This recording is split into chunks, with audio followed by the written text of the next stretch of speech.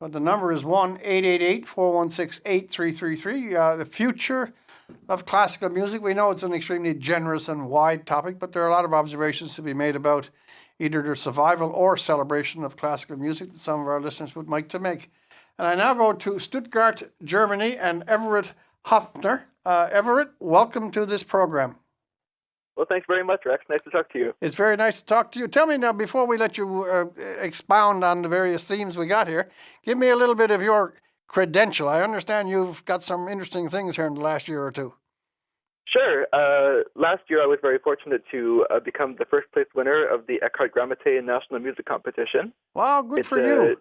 It's an annual competition based in Brandon, Manitoba that celebrates Canadian and contemporary music performance. That's excellent. What were you doing there? Canadian performers, and it's worked out quite well. Yeah. What were you doing? What was your? I'm a pianist. That's a sacred profession, my friend. Well, it's the one I'm working on anyway. So, no, I'm really glad. Yeah, great lover of piano players. Are you playing a concert right now in Germany? Sorry, what was that? Are you playing a concert in Stuttgart, or are you living there now? I live here. I'm studying in the Musikhochschule here. I'm working on a master's degree in contemporary music performance. Wow. What is, for the ignorant among us, and that would be me, what is contemporary music? What would be the great contrast with that and a more traditional repertoire? Well, there's a number of dividing lines that are out there, but for my purposes at the moment, I'm focusing on repertoire that's been written since 1945, with a more heavy emphasis on the last several decades and especially on Canadian composers as well. Okay. And what does that entail in any way, any alteration in the nature of the discipline that the piano has? Does the piano performer of truly contemporary music have to face either difficulties or patterns that are not part of the executive skill of someone playing traditional music? Well, I think for contemporary performance, we really do need to draw on all of the techniques and all of the styles in the musical periods that have come before our modern era. Mm-hmm. So we do need to have a very solid understanding of a lot of the past repertoire. But on top of all that, there's a number of very interesting challenges that get thrown at us. There are several pieces written with electronic components, mm-hmm. whether that's some sort of audio track to play along with, or even live video recording that's manipulated on the screens. Additionally, there's a lot of theatrical elements to it, prepared piano techniques where we will either play with mallets or with various instruments on the strings of the piano, or just alternative playing techniques that you won't find in your traditional classical sonatas. However, when you chose to do this, I'm glad you did, incidentally, when you chose to do this, did you reconcile yourself in advance that maybe you were going to a more esoteric corner of the market, or did this not matter, or am I wrong in assuming that it would be esoteric? You know, I think what's great about the music scene now is that there really is a lot of different channels out there. You can really find your own path, and if you put the right people behind you, if you have the right team, and if you really believe in what you're doing, you can find your audience. One of the prizes of the competition last year is you get to perform a national tour right across the country. So in fall 2013, I played 11 concerts across Canada, playing all contemporary repertoire. The oldest piece on my program was from 1985. Wow. And I really was met with a great reception of people that were very interested in the music, opened up a lot of minds, I think, of just people who weren't quite sure what to expect. But I think in the right context, you can really win over some new converts. I'm going to let our musical guest and our Ciceronian guide, Mr. Tim, come into this conversation. You two have a little chat together.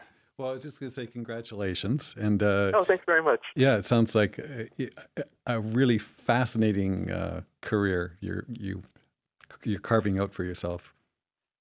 Do you have to divide? Sorry, go ahead. Rewarding so far. Do you have to divide between the standard repertoire and the new, or do you fix exclusively on mastering, learning, or learning to interpret the new pieces? Well, for the last 2 years, I've been working primarily on contemporary music, and certainly over the course of this degree, I've been working exclusively on this repertoire. But previously to this, I did study in Frankfurt and also in Brandon in Manitoba, where I gained a fairly solid background in romantic, classical, Baroque repertoire, and I still play a little bit, mostly in chamber music settings, but for the most part now I'm really focusing as much as I can on the contemporary aspect. So you can give us an idea, the support for classical music in Germany as opposed to Canada. Like you can speak to that. He's a better host. Well, it's quite different just because there's so much heritage and so much of the music that the masterpieces that we know and love from classical music were written in Germany. There's a lot of governmental support for the major arts institutions and also for freelance musicians. There are just various tools set up to kind of give a bit of a helping hand in that sense. So there just is a different culture and a different governmental infrastructure behind a lot of the large musical settings. Of course, there are challenges being faced here now as well. Many of the music conservatories are being restructured or having to shift their focuses, but certainly it's a different scene. Everett, before I let you go, I'm just curious on a personal plane. How early did you become interested in piano and music?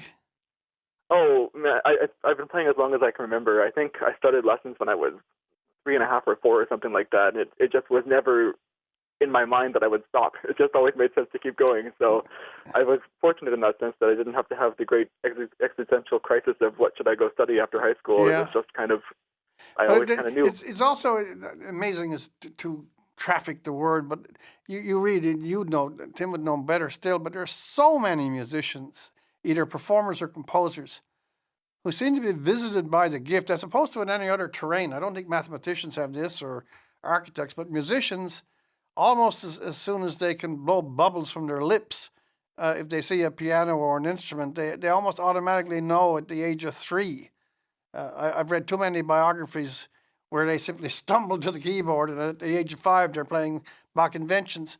Why is it that music can start so early with somebody, if you're genuinely talented? No, I think there is a lot to that. I don't even know what it could have been in my case. It's just something that I started when I was young enough, and I had enough interest that I just always wanted to keep playing. You know, you get to know the repertoire, and you get to see what some of the students a few years older than you are doing, and you go, "Oh man, I can't wait till I get to do that stuff." Okay. And that feeling hasn't really stopped with me.